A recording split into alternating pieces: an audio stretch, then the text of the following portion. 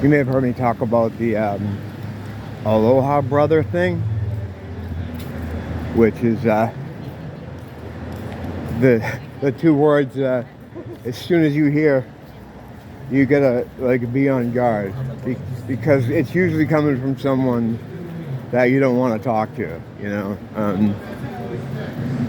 some of the people that just kind of scrape around the bottom, live on the street, and grifters, or you know. And I'm always like worried when I talk about this stuff because there's plenty of homeless people that are in a position they're in because they missed a couple rent payments or something happened with their family, an emergency, or even like a single guy just kind of got screwed over with his job. I mean, COVID. So plenty of people that have fallen victim to the homeless meme.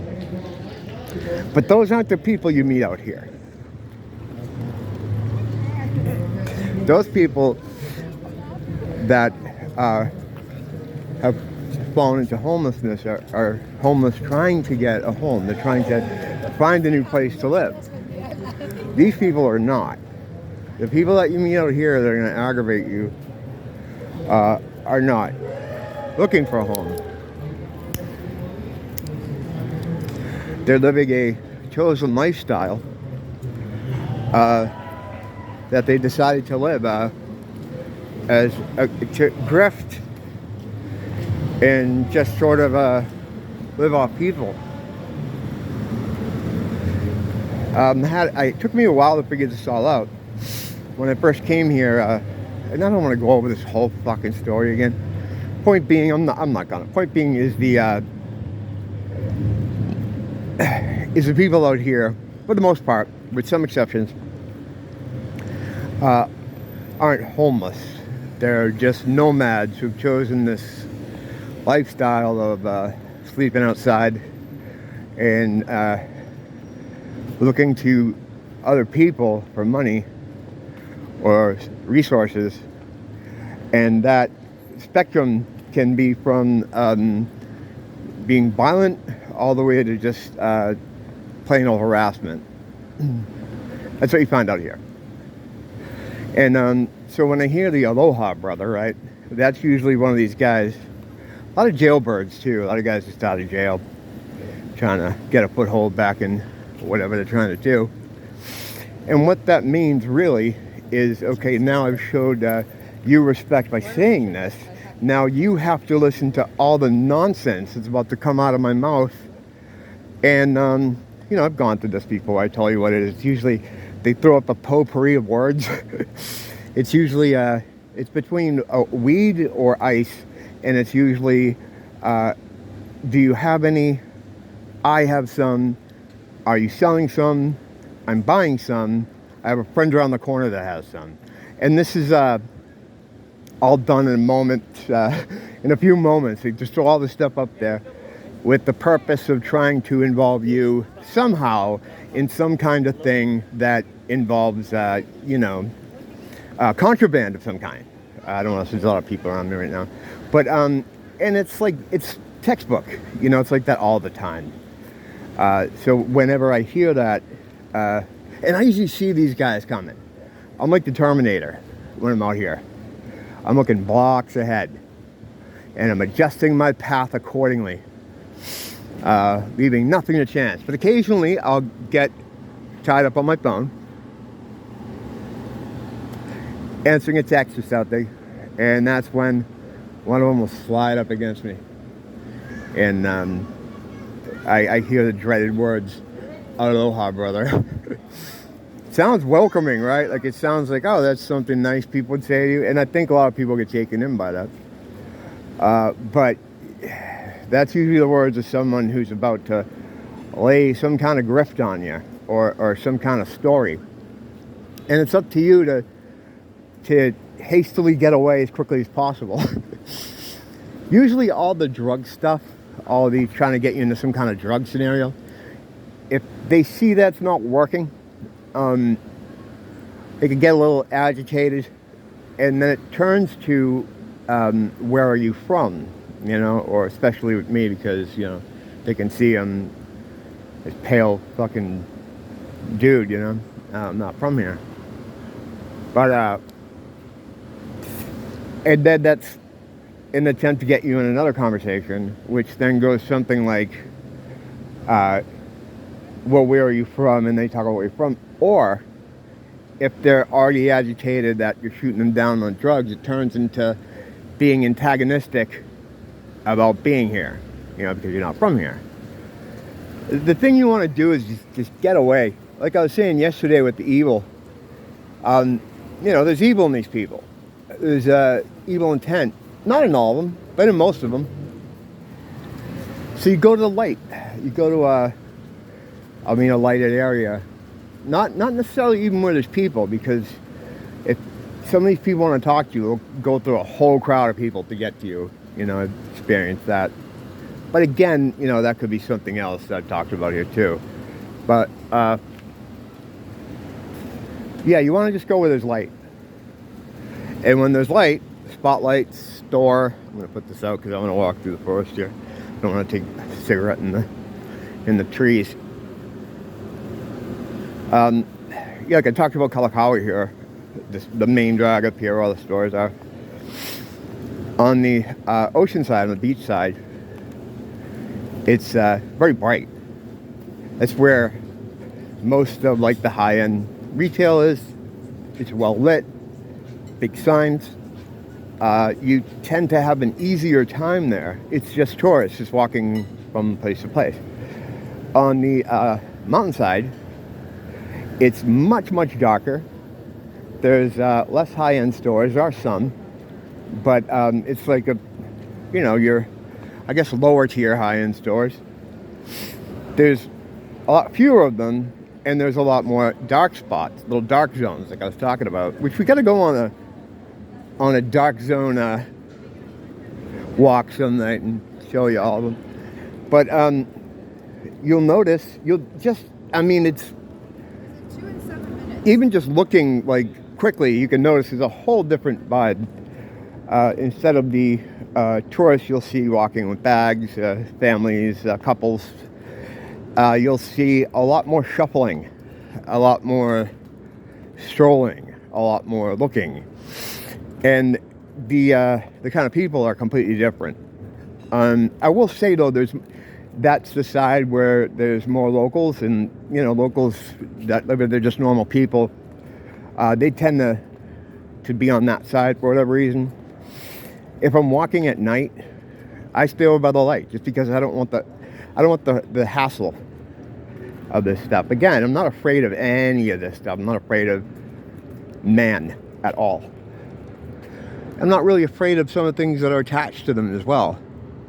Because I faced those things down, and those guys are pathetic, those entities. And they're not very smart. The people and the entities. But, so I'll walk over there because it's just less of a hassle. But some night I'll do that. I'll go back and forth between that side. I always say I'm going to do interesting things, and I never do them. I just walk around mumbling. But, someday I'll make some interesting content. I don't know. I can't make any promises there. I also got to slow the fuck down. I'm always talking like I just came out of a basement in a plate, talking about how UFOs are God, sweating like I'm sweating like Nixon or something. It's I gotta slow it down a little bit. But we're gonna get a little bit of it here. I meant to originally talk about something else, but what set me off on this whole thing was over by Longs, like I am every day. And the Aloha Brother is one thing. Another thing that is used is they'll come up to you to give you the fist pound. And I kind of always fall for this one. I then get away quickly. But it's like, they're sitting there with their fist in the air. And it's usually someone you're like, Jesus, if I touch this guy, I definitely have staph, So I don't want to do it. But there's some kind of thing, in me, like the humanity, a humanity thing that makes me just have to do it. So that's a much better trap than the Aloha Brother, because the Aloha Brother I could just like act like, oh yeah, I don't know what you're talking, don't even, I ignore, you know. And they'll just come walking up to you with the fist out. It's like, I don't know, this guy looks shady as fuck, definitely wants something, and you just don't want to, because as soon as you open that door, sometimes all you have to do is make eye contact, and then it's like, oh boy, here we go. It's like the foot in the door. You know, it's like the newspaper boy looking for his money. You know, it's just like you get the foot in the door, and then it's like, oh, now I gotta close this door. I gotta announce that. I think I get it a lot more than my wife, because she is half Korean, half Japanese, so I gotta stay away from. This is the Bboy Crew that I was talking about the other day, right? I've never seen them dancing. I just hear them doing chants about giving them money. It's kind of weird. I mean, I'm sure they must dance because that's what they're supposed to be, but anytime I go walking by, they're just doing money chants. Like, that's what they're talking about right now. For those of you who gave us money, right? Money, here we go. Honest living, God bless you. Right, that's all they do. All you gotta do is follow me. You see anybody dancing? I'm sure they must dance, right? There must be some kind of, that's how buskering works. You entertain on the street, people give you money, but they do crowd participation and money collection. They have cardboard out there, so there must be some kind of dancing. I don't want to say they don't dance in there, but just every time I happen to be walking by them, they're doing some kind of call and response relating to how they need your money. And I get it. I mean, you know, that's why they're out here. But a little less talky, a little more rocky, you know what I mean? So yeah, so I just had that thing with the fist pound thing go on. I'm just like, oh man. You know, the thing is, sometimes when you stop, you can't really, you gotta feel it out. I tend not to stop at all, or if I do, it's only momentarily. My friends and I have this thing, like when we used to come out here, and we don't, post-COVID, we don't really hang out as much as we used to. But what we'd do is we'd find a place to hang out, and one of us would bring a speaker, you know, and just kind of hang out, smoke cigarettes, listen to music, whatever. But the longer you stay in one area, it's like a meter begins, like a taxi cab driver. And the longer that meter runs, the more possibility that you're going to be met with nonsense. And it's a bit like World War Z with the music. You know, but I always tell the guys, like, no, just keep it low, keep it low. Because it's like they hear the music, and it's like the zombies in that movie, they just come over. And they get over there, and they think they're just going to be part of your hangout. And the first thing they do is always look at what you're holding, what's there on the you know, on your setup, what you have, as if they're gonna like just fucking grab, like that's ever gonna happen. But I think it's just automatic. You know, you'll see it sometimes walking by here. If you have a bag, people will look right at your bag and see what you have. There's just a lot of that here. It's a lot different than, and I've lived in, this is a really laid back kind of city. I mean, it's not dangerous at all. I've lived in some pretty sketchy places that required less maintenance than this place does. It's a bit strange because the rules are a bit more defined in some of the communities. In some of the places I've lived before, you kind of know what you can and can't do. Here, you're met with many different styles of grift, because a lot of the people here come from the mainland, come from communities where people have just had it with them and they had to leave or they were chased out. Some of these guys probably want to leave the country, but were too shady to get a passport together, and they end up here. So just like you're at the mercy of different styles of slow walking when you're in these groups of tourists, you get a variety of styles of grift, you know. There's some real funny ones. One of my favorite ones, just because it's so ridiculous, is the one where the guy's telling you that we did time together, like meaning me and him. I was a cellmate of his or something, and I owe him money from when we were cellmates. I was never in jail.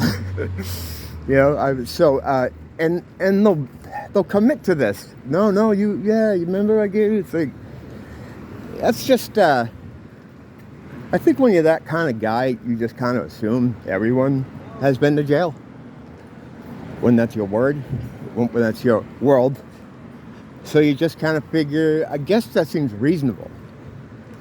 But, I mean, to anyone, you know, with an average intelligence, like myself,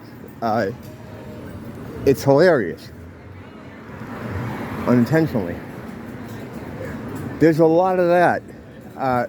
Sometimes it's not even the jail thing, though. It's like you owed them for something. Like, these are total strangers, too. Along with having to come from the mainland because you had your community get tired of you and were going to kill you,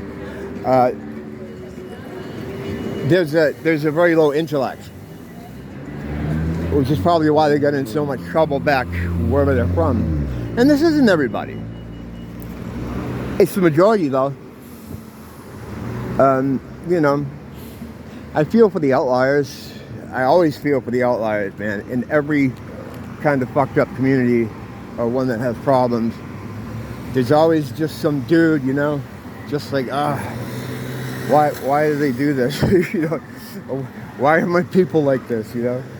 So, you know, I try to have that kind of sympathy and empathy on deck in case I mischaracterize someone. And you can, you know, I do a lot because if I'm looking at a pit bull, right, and I know a lot about pit bulls, or, you know, not a lot, but I just know what I hear about them. I understand what they are. And, you know, there's one walking up the street at me. I'm not going to take the chance that that particular dog is the friendly one. Do you know what I mean? I'm going to go with what I know and maneuver myself accordingly, you know? And people may say that's, you know, may frown upon that kind of thing, but I think if you don't do that, you're just stupid. I mean, you're going to end up raped or something, even if you're a guy. There's a survivalist thing there that you have to kind of, you know, you got to think about those things. But it's not everybody.